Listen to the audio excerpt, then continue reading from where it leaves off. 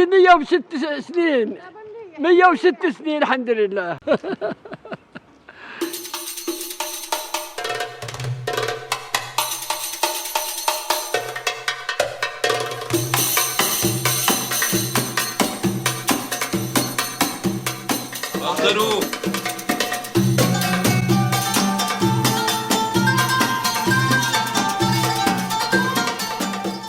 Well, hello and welcome to Meet Us on the Abraham Path. I'm Anisa Mehdi, Executive Director of the Abraham Path Initiative, and I'm really glad you joined us today. The Abraham Path Initiative, or API, promotes walking in Southwest Asia as a tool for intercultural experiences and to help foster friendships across the challenging divides of our times. Since 2007, we've worked with partners in Turkey, in Sinai, in Palestine, in Jordan, and now in the Kurdish region of northern Iraq.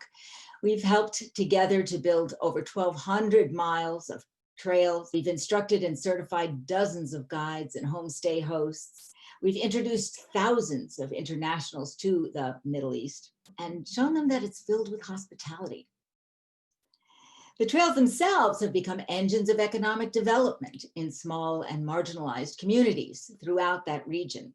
Stories from that region suggest that the founding father of monotheism, Abraham or Ibrahim, walked from Mesopotamia to the Mediterranean with his family, sharing hospitality with everyone they met and showing kindness to strangers. And I'll bet that as they walked along in the springtime or the fall and they looked up to the sky, they too would see thousands and thousands of migrating birds. Guiding us through the story of bird migration this morning, and it's happening right now as we speak, is Osama Al Nouri. Osama, can you join us on camera? Yes. Thank you and welcome. Thank you very much.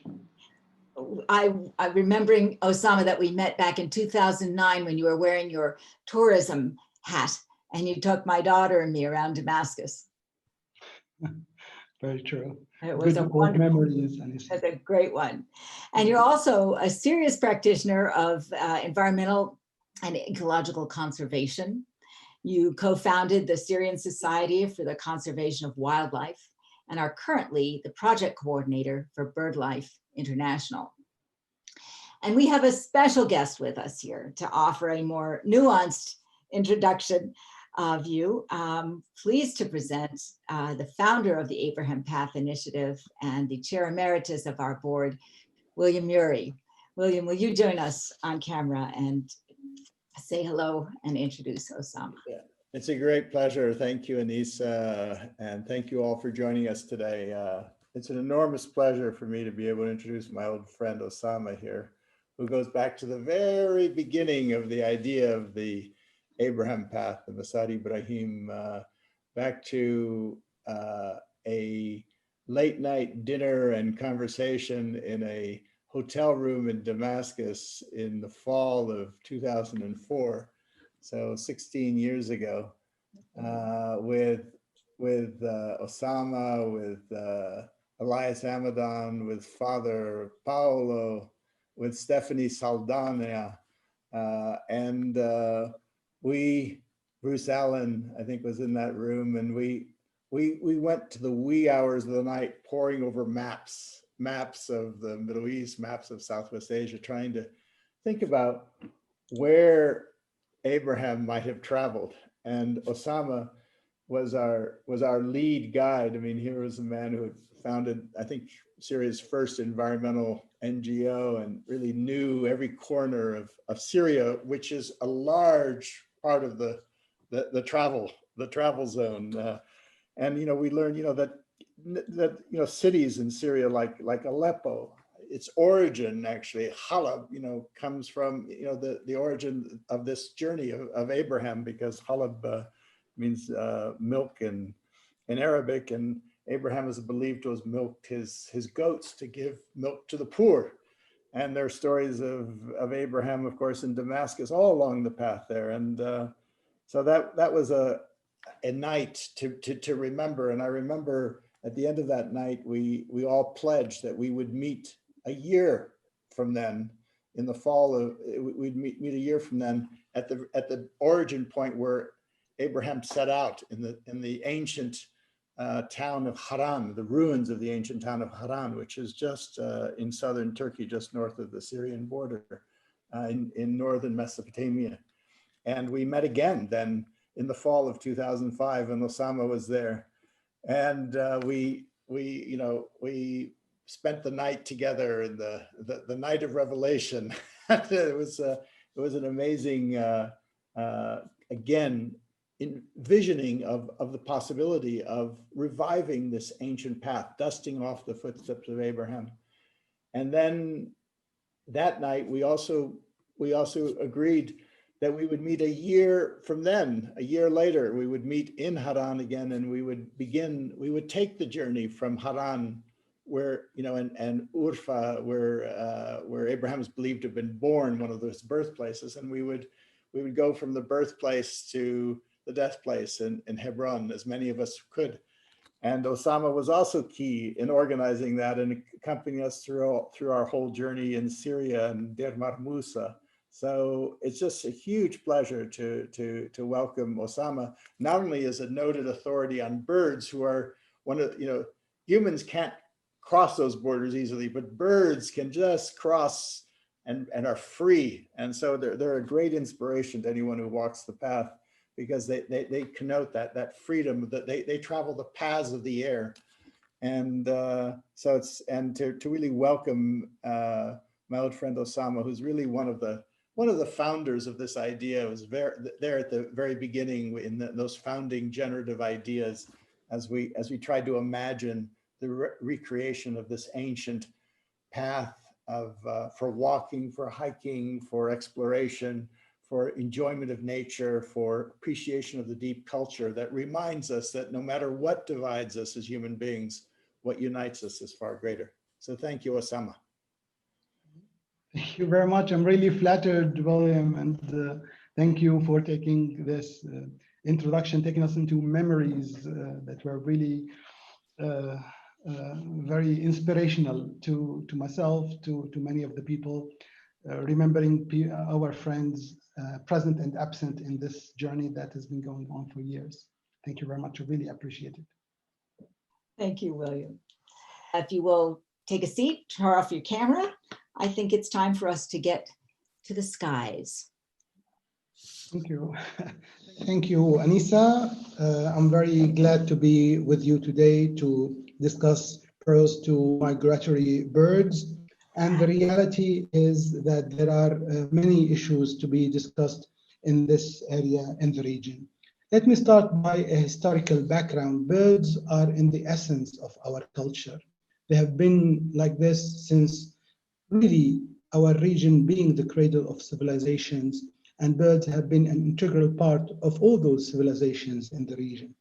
And that goes also to Abraham times, where Abraham had birds as an evidence for God's presence in our cultures. That was also the case of Jesus, where we also think that he was a birds creator. That also goes to Muhammad as we go on. So birds continue to have high values within the region. And birds do go in the world in 8 major flyways, and those are the routes by which birds aggregate to move into their migration from their breeding into the winter grounds. And this is the case also for our region, where we have this in green Rift Valley Red Sea Flyway, which is a segment of the Eurasian Africa Flyway that pass directly. And the match between this route and the Abraham Path is rather really, to a great extent, identical in our region, where birds come from all over. They go into the routes and they migrate over the region in big numbers twice a year, in fall and in spring. But nevertheless, going through the area, and especially in the last 50 years or even a bit more, they've been really subjected to human-induced threats that affects those birds. And we'll try to do a kind of an account of those threats that face those birds within their flyway. And remembering also that birds on migration are at weakest because of the physical effort needed to do a journey that might go for really hundreds and in cases thousands of kilometers from their starting point to their ending point. Hunting is a major issue in the region. Illegal hunting is taking place in the region at a scale that has been growing to an enormous event that became a real problem to the region. And this killing is to a great extent is becoming indiscriminate. It became to a large extent a kind of from being a noble hobby and sport to being such an act that doesn't even represent in any way the real culture of the region. And while this is happening in the world, but it is happening in an organized framework, it is happening according to a set of rules and regulations, and it is happening in the right ways, in the right timings, in the right bag limit, etc. In the region, it is happening all the time. It is happening with all types of weapons.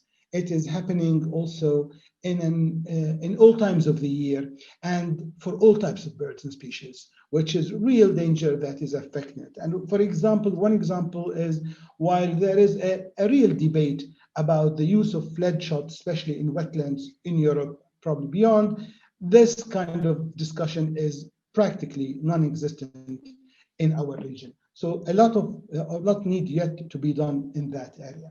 And the methods that are being used in the illegal killing, taking of birds are enormous, and many of them very common nowadays are really unethical and does not really match the real identity of the culture of the region.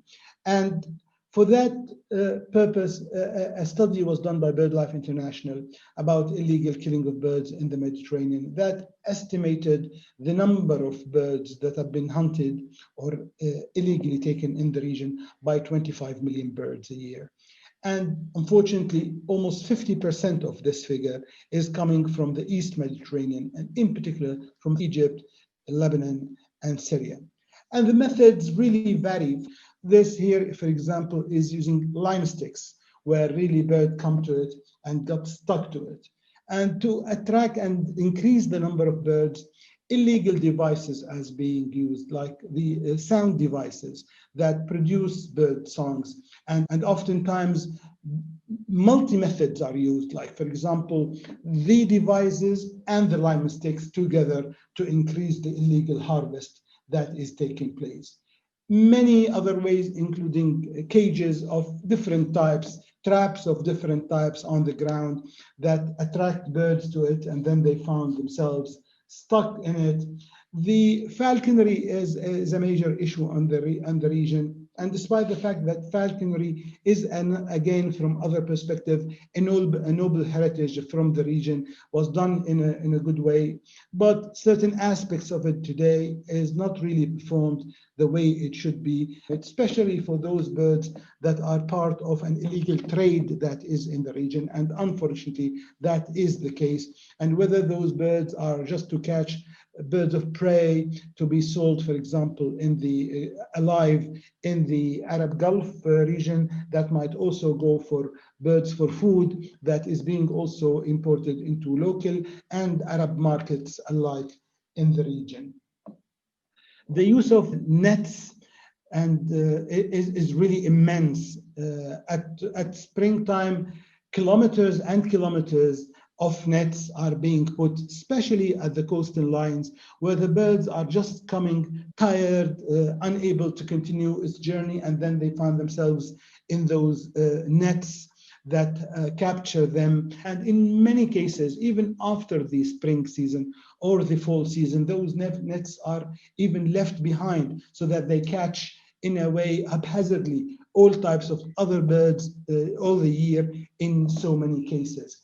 And those nets are really becoming an issue where they are being put at the front line of the coast, but also smaller nets are being put into a kind of a deception of special areas where birds might come to roost or just might come to look for food. And then that can be around bushes, small bushes. It can be as big as a whole tree or a couple of trees there. And it can go up for a big number of areas that all catch all those birds within those nets. And those nets are really common, unfortunately. They are sold in the market at nominal prices. They can buy them, they can keep them, leave them behind, and that is also affecting to a great extent the areas. And the trade is becoming an issue. And more we are seeing trades that used to be in traditional markets, in weekends, in certain areas and certain markets, and now this is growing beyond this. With technology, it is becoming an online virtual market, which make it even harder for us, for the authorities, for the enforcement authorities to try and trace this. And as you know, all those aspects are illegal, and all those trades are within international conventions. Especially, I would like to mention CITES as one of those conventions that try to regulate it. They're all illegal to a great extent and contradictory to many of the international conventions that are signed by the countries in the region. And I would like to specify one particular convention under the UN, which is the Convention of Migratory Species, CMS. Underneath it, we have a number of specific MOUs that look at birds. One of them is the raptor MOU that is really also concerned with the birds of prey and its status in the region. There are international mechanisms that is being followed under the CMS, and one of them is make a special task force for the illegal trade that we are through it, are trying to bring countries into better enforcement of the law. Perhaps a final word here is that there are other aspects of that catch that goes into taxidermy, for example, and that is also totally illegal. So all those aspects are, if you like, grouped under illegal killing of birds, which is in reality a major threat in the region. And despite the fact that hunting has been deeply rooted within the region, the new kind of hunting is the indiscriminate one we call the shooters, because we would like to differentiate between the responsible hunters and between shooters that are being now common in the region. Another more modern new threat in the region is energy. And energy infrastructure in reality are becoming a major aspect of bird mortality. And there are two major types that we would like to notice here. Wind farms that are new to the region, but they are spreading fast. And whereas we are much pro the renewables in general and see it as a great alternative to the fossil fuel and all the other traditional sources of the energy, yet those turbines can be really harmful to birds. They usually are placed in areas where we have big wind, and usually the birds and the turbines can compete, unfortunately, for the same resource. And unless there's good management of that, real conflicts can be there. And especially that many of those wind farms sit in what we call bottleneck sites, and those were narrow areas of the flyway where really birds aggregate to go through certain passages. For example, in Sinai coming over, or from the Gulf of Aqaba coming over, and the Dana Reserve, for example, over there. So wind farms should follow certain mitigation measures. There's what we call the mitigation hierarchy, and these measures are really essential to ensure wind farms are friendly to birds, especially is the location of wind farms. Other than this, we go into mitigation measures like the shutdown on demand, which is a procedure where one turbine, number of turbine, or the whole wind farm is shut upon the approach of migratory birds. And there are technologies about doing that, whether it is human monitoring or radar-assisted monitoring. Another area is to search on the ground around the wind turbines at certain timings to just to check and audit the efficiency and effectivity of the mitigation measures that are being used. Another major aspect are the power lines. And unfortunately, power lines, to a great extent, we are seeing them as silent killers to birds. And as such, birds often, when being electrocuted or collide with some of those power lines, and mainly this happens in the region for the mid voltage power lines, they fall on the ground, they are taken by predators. Even people cannot easily say or check that this is happening. This is why we see it as a silent killer. And there are bird-friendly designs of the poles, and there are birds-unfriendly designs. The location of those poles matter. Sometimes all types of power lines need to be retrofitted in a way that causes no harm to birds. And there are a lot of effort being now exerted in the region to ensure that black spots of killer power lines are identified and correct mitigation measures again are taken. So this cooperation with the industry is vital. We are cooperating with the wind farm developers, with utility companies. We're even collaborating with international financial institutions that are really financing those projects to ensure that they are bird friendly.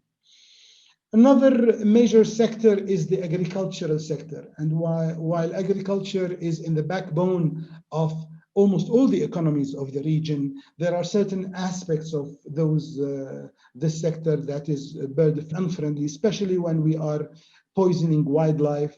And so indirect poisoning of birds is taking place using the pesticides at the migration time, and in irresponsible quantities, and in a way that is not, in many cases, affecting positively the environment. And vet drugs, many of the vet drugs that are being used are harmful to birds, though indirect way, because having a great number, it has been historically the case, and for having shepherds in the region, and even Abraham himself was one of them. And in many cases, dead sheep are left there, dead cattle are left, and usually those are food for vultures who come and eat. And vultures do clean the environment, and this is one of their biological tasks.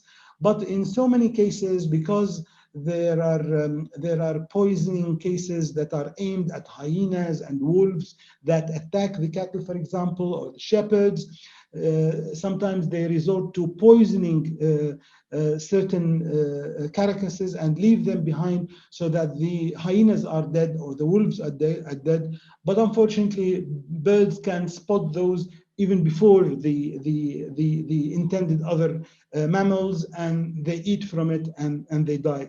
And in many cases as well, cattle that have been given veterinary drugs, and like the diclofenac, for example, and they die, and then when their carcasses are left, birds come and eat it, which is their role within the environmental cycle. But those drugs are really very harmful to the birds, and birds can immediately die being poisoned in that manner. Another aspect that is becoming more important is the waste management sector. And the reality of the situation is that in our region, being arid or semi-arid land, scarcity of food and water, really the dump sites, the sewage ponds, and the areas around slaughterhouses become a paradise for birds because there's plenty of food and plenty of water in those areas against a more or less semi-arid environment, which become very attractive to birds. So they congregate in big numbers, they come to it and they feed at it or they drink from it. But the reality of the situation that within those waste management sites, there are a lot of toxic material, there are a lot of plastic, there are a lot of contaminated water, there are a lot of really, it's a dead trap in many cases to the birds. And unless really those dump sites take into consideration special practices that we have been in Birdlife promoting in the last years and making sure that the best guidance is available so that we can reduce such bird mortality. Slaughterhouses, as I said, are a major issue, and they also play a major role into having the birds caused negatively by those sites. Another major sector is tourism. And in the case of tourism, there is a mix actually of the possibilities of being harmful to birds. And that is, for example, when big areas of lands are being shifted from being habitat for birds into new tourism development areas. For example, especially long kilometers along the Red Sea in Egypt have been turned into tourism complexes, big compounds next to each other that have totally changed the setting of the habitat around used by birds. Another negative aspect is the mass tourism that really doesn't take into account the environmental consideration and making a very negative impact to the environment in general, and in many cases to birds in particular, through many of the negative practices that are associated with it.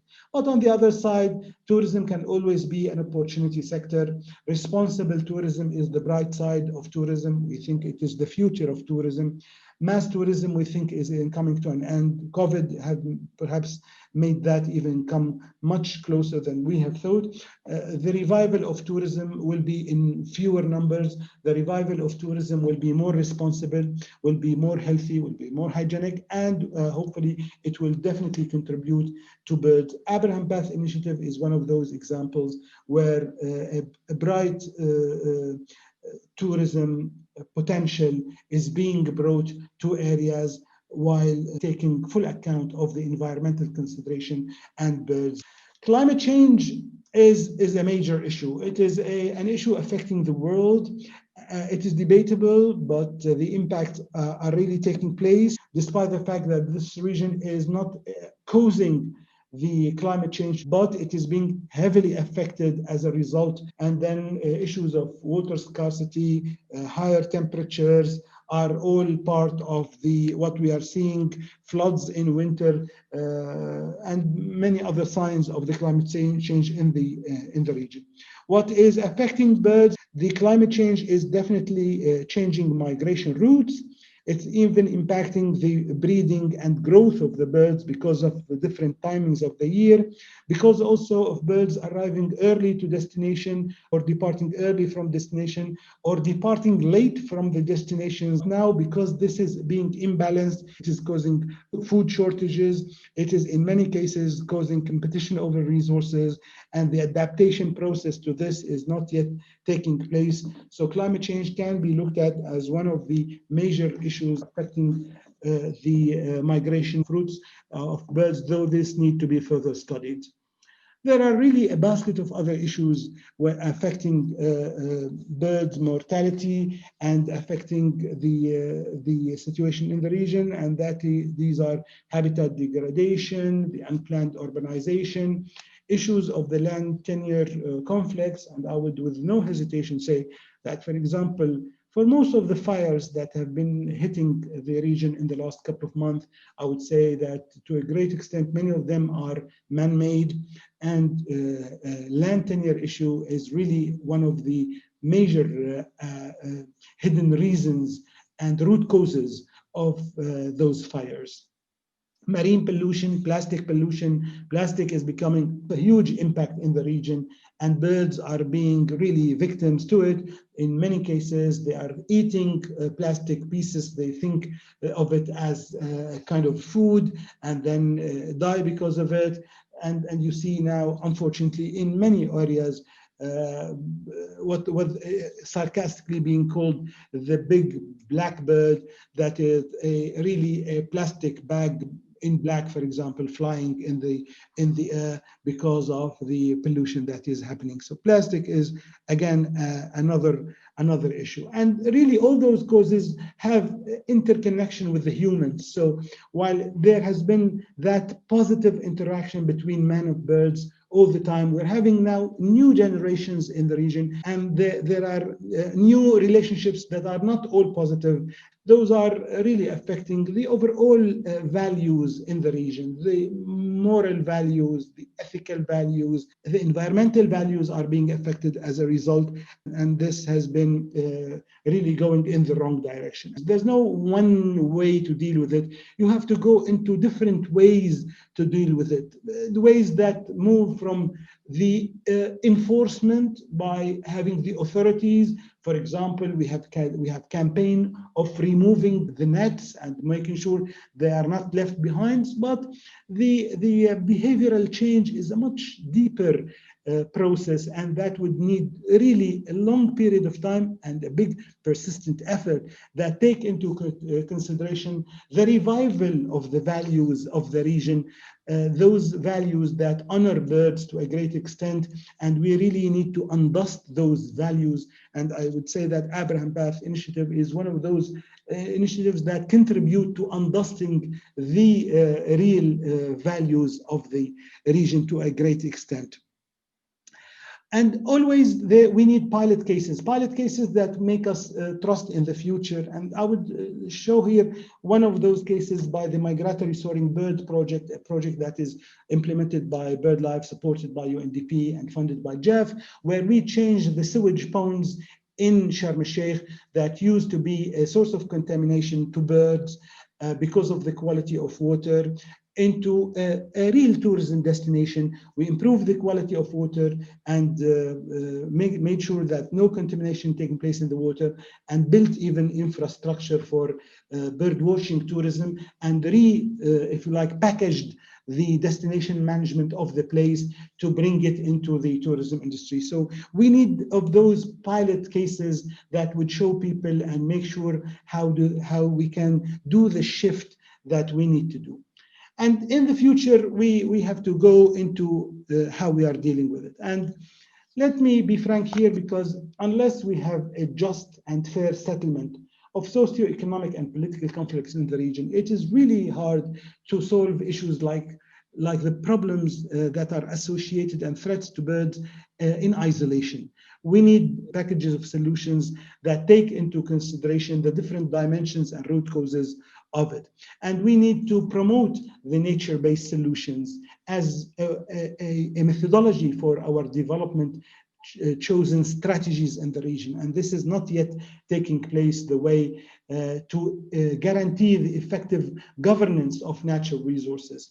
And for example, in the region, we have been having many ways traditionally, like himas, for example, a word in Arabic that stands for protected areas as we know it today, but that has been a practice in pre-Islam in the region. And we need to revive those solutions and put science next to them and reintroduce them as a way of governance of our natural resources.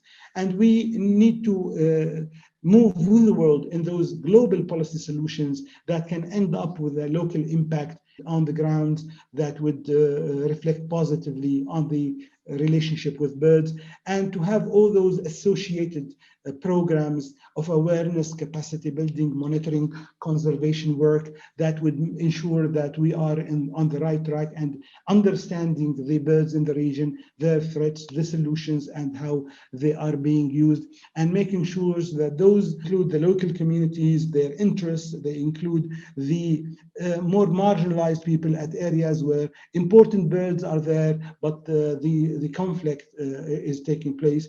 And then finally, to ensure that our heritage revival is in the process, and really Abraham Path is a great fit among those initiatives to make sure that this harmony is restored in the region to both man and nature, including birds. Thank you very much. Thank you, Osama Al Nouri of Birdlife International. What an education. William, if you'll come back on camera, I'd like to ask you to begin the conversation and ask the first question of Osama while I take a look at what we have in our audience Q&A. Thank you, Osama. Thank you very much. It's very sobering, and the challenge is great.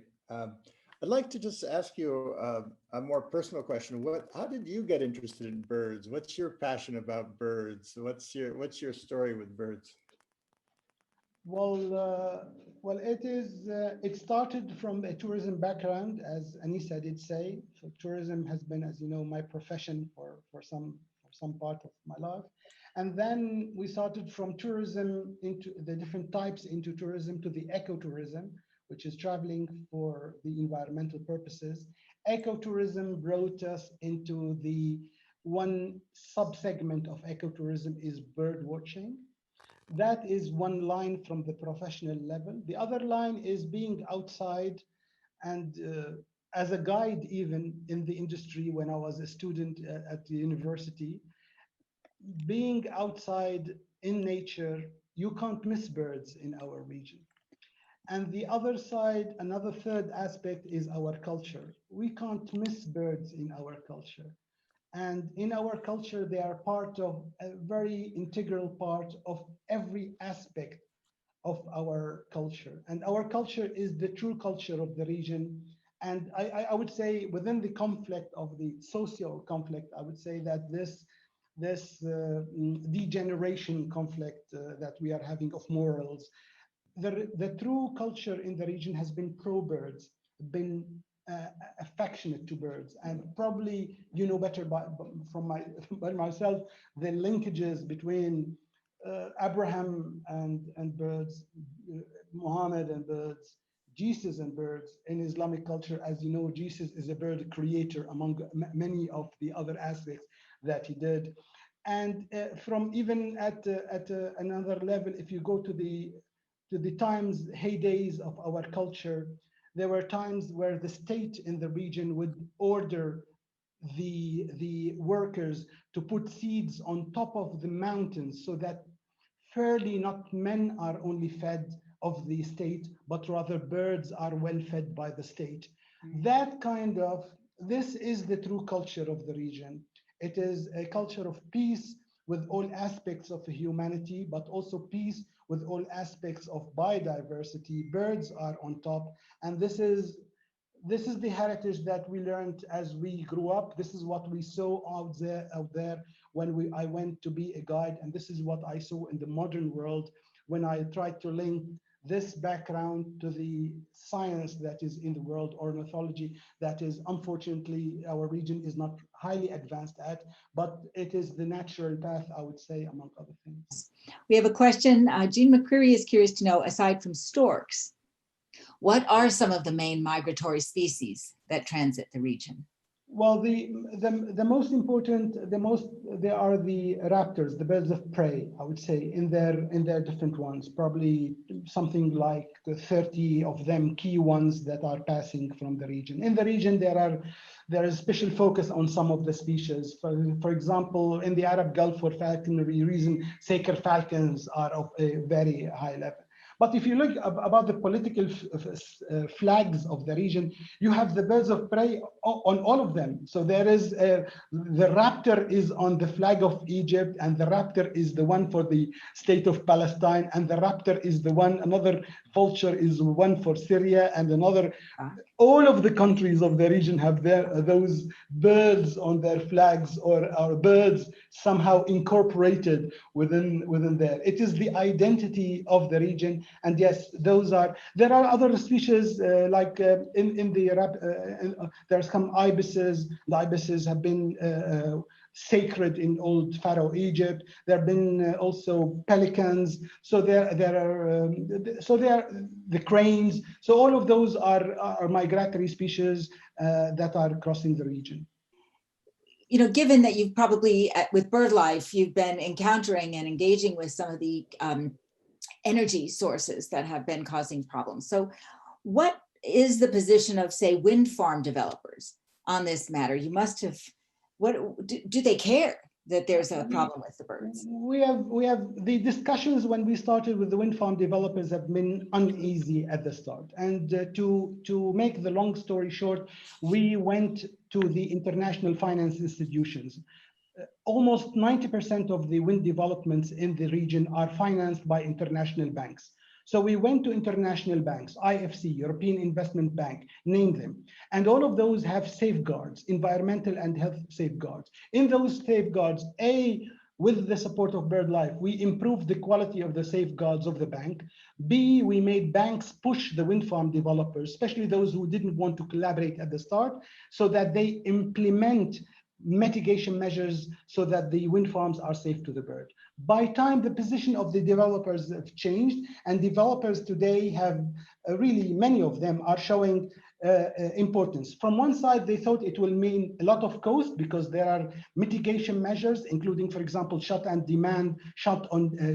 on demand of the whole farm or part of the farm upon passage of the birds, assisted by monitoring on the ground or radar monitoring. So there are costs to this shutdown, there are costs for the monitoring, but when they calculated the overall cost, it was minimal to the overall cost. And with the international push and support, this have passed. And we have created also international frameworks, like, for example, under the Convention of Migratory Species, Birdlife is coordinating a special task force called the Energy Task Force, which is the forum we are bringing the private sector and the conservationists to run this dialogue and ensure that it is really mirrored correctly within the energy industry as a whole. We have a question here, Osama, from Rick Marks. What about songbirds, he asks? You've talked about the big ones, the raptors. Are the songbirds less conspicuous? Well, they are bigger targeted for many of the hunting. Unfortunately, they are bigger in numbers, so those are bigger in numbers, but they are also targeted, and in so many cases, the killing in the region is indiscriminate to a great extent. Unfortunately, a new generation of unethical hunters out there are killing anything that flies, and there is no really good ethical background behind it. One of our efforts was to advocate those ethics, to ensure that birds that cannot be eaten, that cannot be really, that are killed for leisure and unjustified leisure should not be killed. I'm sorry to tell that, for example, in 2015, Birdlife assessed the number of killed bird in the Mediterranean to be something like 25 million, unfortunately, per year. Half of that, almost 50% of that, was coming all from the East Mediterranean. Major countries like Lebanon, Syria, and Egypt, I would say the biggest three countries where this is taking place. Much of that hunting is indiscriminate, I should say, and yeah, unfortunately, songbirds are no exception to that. It happens everywhere. I enjoy going to the state of Maine in the summertime, and they have a moose hunt, and the moose stand there and look at you, and get killed. And this sport has never made sense to me, but I wonder what motivates these people to go out. Are they hungry? Are they, not for the songbirds so much, but what is it to make money for their families? I like to think that somebody's got a good reason. There are different aspects there. There are few locals who kill for their own food, especially now in the region. There are very strict economic situations, especially in the recent years, in Egypt, in Lebanon, in Syria, I would say in the last 2 years in particular. So some people went for that for food, but much of that was not for food, unfortunately. There are issues that like trade, there is small trade that is taking place, and including for food with the Gulf. But much of that is for unjustified leisure. I should say also that the spirit of violence that has been there have been expressing itself sometimes against nature and sometimes through through hunting, I should say. That we have carried out some socioeconomic studies, and I would say that yes, there is a lot of it that is not linked at all in reality to food, but rather to habits that we should change and habits that reflect realities that should be changed within the heads and hearts of people. This next question comes from Ian McIntosh, and it's a philosophical question. William, you may have something you want to add to Osama's answer. Has the classic Sufi text, Conference of the Birds, been influential in any way in this work or in your love for birds? And in fact, William, in the work that we do at the Abraham Path Initiative? I don't know, William, would you like to go first? Please, Osama. Okay, I would say, I mean, let me put that from a personal level, yes, it is very instrumental. I've been sitting in sessions. William mentioned some names. Let me add also Sheikh Kuftaro, the Grand Mufti, the last Grand Mufti of Syria, and his son Sheikh Salah, and other sessions. Who are both from a Sufi tradition, following a Sufi tradition, and others. In fact, Sufism is not only an answer to conflicts between Shiites and Sunnis and between religions. Sufism is an answer also to even conflicts at lower level, if you like to come to it, bringing between man and nature. And in the heart of this relationship, I would say that birds are, yes, have been instrumental in that. And this is one of the tasks that we have on our birds in the Middle East, to undust our real culture. And when we see culture here, I mean all of those, including and perhaps on top the Sufi traditions, we need to undust that and put to ourselves, our new generation, and the world. And I think salvation, this is one of the keys of salvation as we go ahead. But I'm sure that William's wisdom would be. Not at all. That was a beautiful answer, Osama. I would just say, again, I would just say, as we travel the path, the influence of Sufism all throughout the path is very, you know, the mystical connection with nature, with other human beings. You know, feeling the interconnectedness of all things is central. I remember on that journey back in 2006 in Aleppo, I think it was in Aleppo. We went and sat at the shrine of Ibn al-Arabi, who was one of the founders of Sufism. Do you remember that?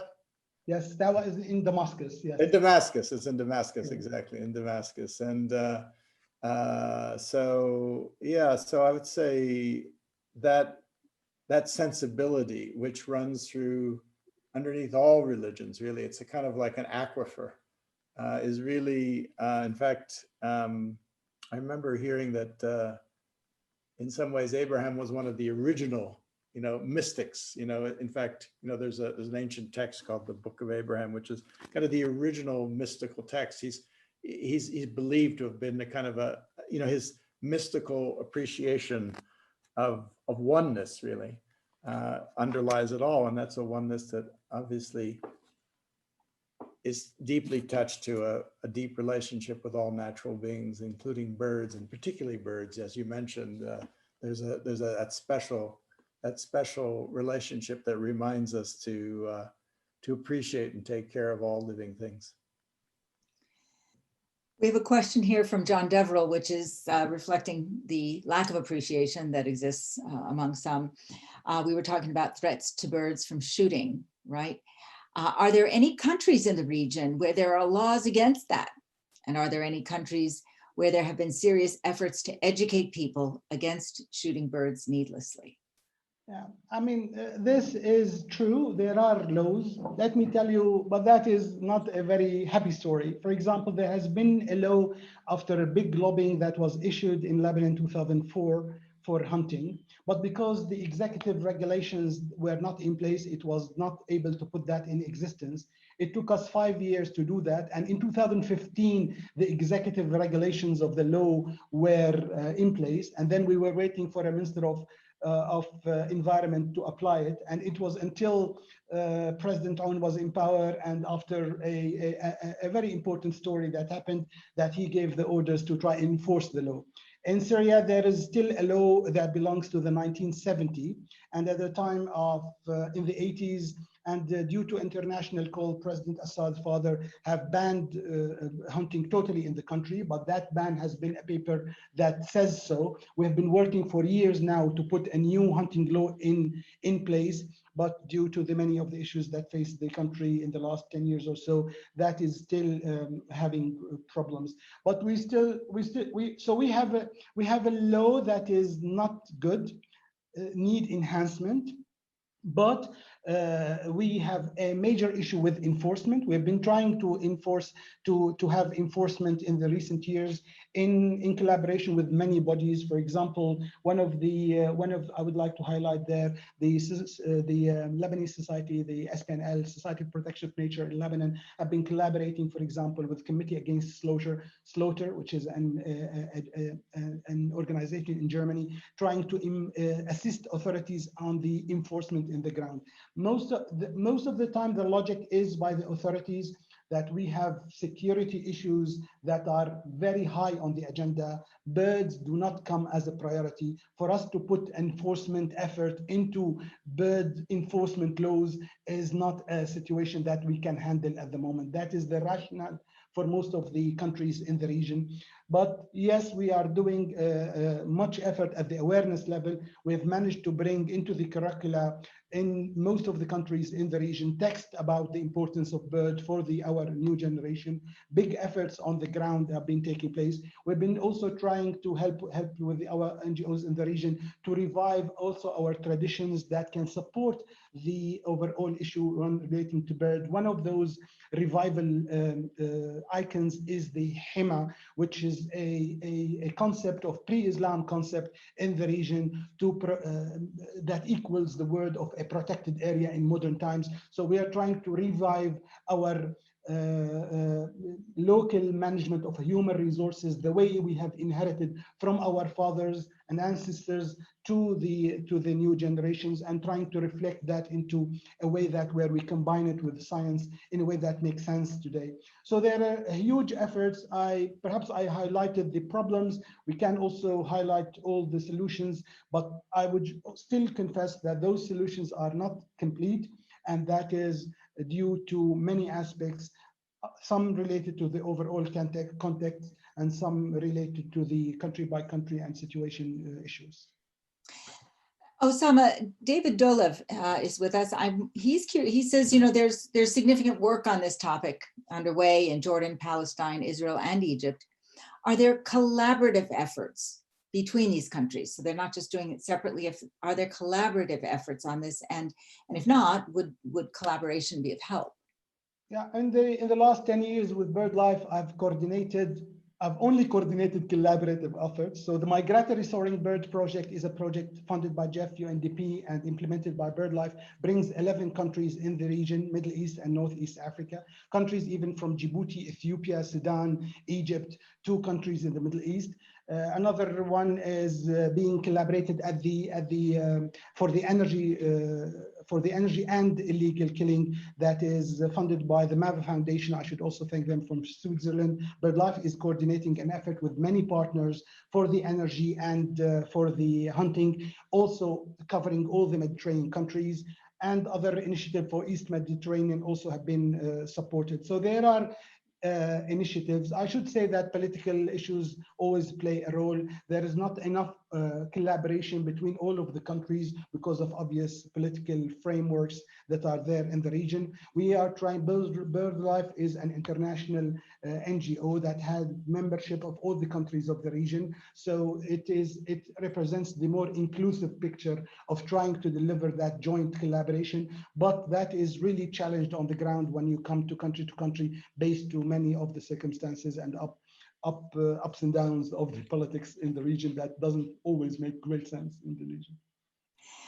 I've got 3 more questions, and 2 of them I'm going to try to put into one basket. Are there banding programs? This is Layla Al-Askari. Banding programs in the area to track the successes or failures regarding particular bird populations, how distinct bird populations are being supported.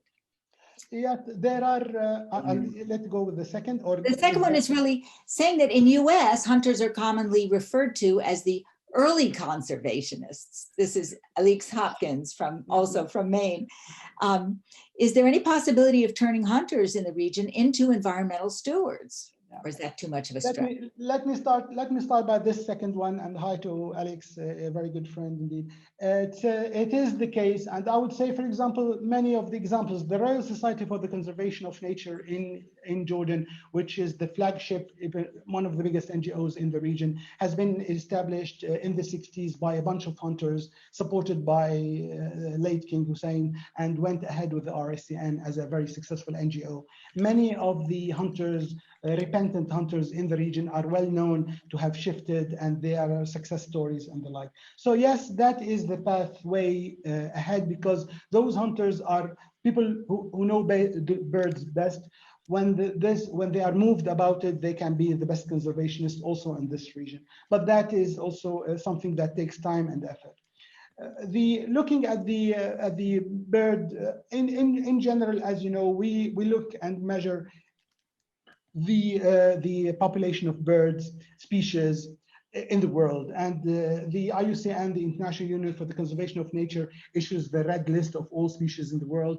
Birdlife is the authority when it comes to birds, so we feed actually the status of the birds. We have them according to the criteria of IUCN of putting the different, from common birds to globally endangered, critically endangered globally birds. We put those into the scale of well-known of IUCN.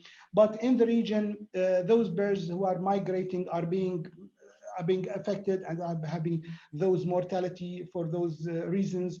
We follow those trends. We are aware about those populations, and this is how, for example, we upgraded some bird species into being less threatened from others, or put other bird species on being more threatened on the scale of the IUCN, based on our monitoring of those birds populations at the regional and international level.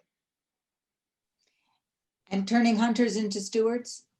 Well, that is, as I said, that is a way forward. There are many stories of good hunters. Let me mention here also other examples.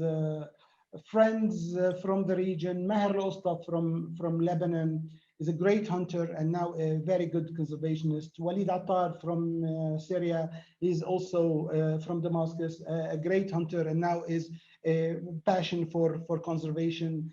Abu Khalil in the Lake of Jabul, one of the best places one of the biggest wetlands in the Middle East, south of Aleppo, have also made a similar journey. Many of those and all those people are very great people to know, and their stories are there. Probably we need more promotion and advocacy of their stories, but yes, we have success stories all over, and this is the way forward. We can't but move ahead with some repentant hunters join our move towards being on the way towards the sustainable future of the region. So let me pose our last question here from Jean McCreary. Are there regional conservation areas that are good for bird watching and photographing? Where shall we go when we can go again? Yeah, there are great places in the region. Usually, what we call along the Flyway, from a scientific perspective, bottleneck sites. Those are areas in particular where the Flyway come to a narrow place, and this is where you best see birds. For example, let me say that Aqaba, for example, is one of those areas of bottleneck sites where you can do it. If I go from the southern part, for example, this goes upwards as you go through many of the places. To make it simple, going by the Abraham path is going by the Flyway routes. So I would suggest people on the path to continue walking, but also look to the skies when they do so. Great. Well, I'm going to take this opportunity to suggest to our friends out there to consider supporting this great work of Osama's and Birdlife International. I'm going to send you right now, if I can figure out how to do this, the website that you can go to and make a helpful donation to Birdlife. We have a quick poll I'd like to share with you also, just to give you a chance to, I hope I've allowed you to vote. Let me see, there are all these instructions. Now relaunch poll 1, continue. I missed it again. Hang on, relaunch poll 1. Allow them to vote. Here we go. Just to see how informative and how helpful and what have we brought to you today that you may not have noticed before. Were you aware of the big migration? Which of these perils are familiar to you? And in which of the ways forward that Osama's described, do you have the greatest hope? While we're just waiting for that, we have a wonderful annual report from 2019 for the Abraham Path Initiative. And if you'd like to have it in a PDF form, just send me an email, Anisa, A-N-I-S-A, at abrahampath.org. I'm putting our own website address into the chat now, abrahampath.org. We are also a not-for-profit, would appreciate your support. We'll send you a signed copy of the Book of Real-World Negotiations, Successful Strategies from Business, Government, and Daily Life by Dr. Joshua Weiss, who is the chairman of our board of directors at this time. The book just came out this summer, and if you live in the 48 contiguous states, we'll send you this hard copy. If you're abroad, we will send it to you by Kindle. And for the second person to donate $100 or more after the webinar, we'll send you a copy of Dr. William Ury's Getting to Yes, Negotiating Agreement Without Giving In. So please consider being generous to both of these wonderful organizations. I'm going to end the poll. I'm going to share the results. Were you aware of this migration? 62% yes. Which of the perils are familiar? Look at that. The fact that tourism was not, and waste management, not so familiar is interesting. And almost everybody said climate change. And in what ways do you have the greatest hope? Promote heritage revival initiatives, the mission and vision of API, 54% of you, thank you very much. So I find those interesting results and we can share those with you also. Just ask me if you'd like to see them. And in closing, William, Osama, just a couple of closing words, and then I've got a treat for you as our closing video. Thank you very much. It has been, as always, great to be contributing as much as possible, even remotely, to this event, and look forward to better times for the world, for the US, for the region, where we can all be reconnecting together. And all the best of wishes to the Abraham Path, and we are always happy and ready to support this cause for the good work of the future generations. Thank you very much. Thanks, Osama. William? Right. Well, I just want to say, just express my gratitude to all of you for joining, and to Anisa for organizing this, and Osama for enlightening us, and just to reflect on how the path over the last 15 years is really a web of friendships and a web of common interests, you know, whether it's bird watching or culture or archaeology or just simply understanding people-to-people connection. And this is really what the path is about, is weaving this invisible web of community with very unlikely people. You know, if it hadn't been for the path, I never would have met Osama and nor Anisa. And so it's just been, you know, Abraham is known in Arabic as the friend. You know, he's known as the friend, the beloved friend, Al-Khalil. And really the path is the path of the friend, the friendship. So thank you, dear friend Osama, for joining us today. Thank you. A great pleasure and honor. Thank you very much. Thank you, Anisa, for all your help in coordinating all of this. And thank you for all those who attended and participated in this call. I hope that was really informative, and looking forward to working with everyone in the future. Indeed. So we're sending you out today with mosaic images from the Byzantine and Roman times that are images of birds. These are from Petra, from Jerish, from Ompes, which are all historic sites in today's Jordan. And the music you're going to hear accompanying this little montage is by two Syrian Kurdish musicians that Abraham Path Initiative fellow Stephanie Saldana met in Turkey, where they had to which they had fled, and they are Ferhad Faisal and Hozan Payal, playing the bouzuk, which is a traditional Kurdish stringed instrument, and guitar. And to me, the stringed instrument sounded a bit like bird in flight, and that's why I decided to accompany this montage of historic birds with you. Thank you.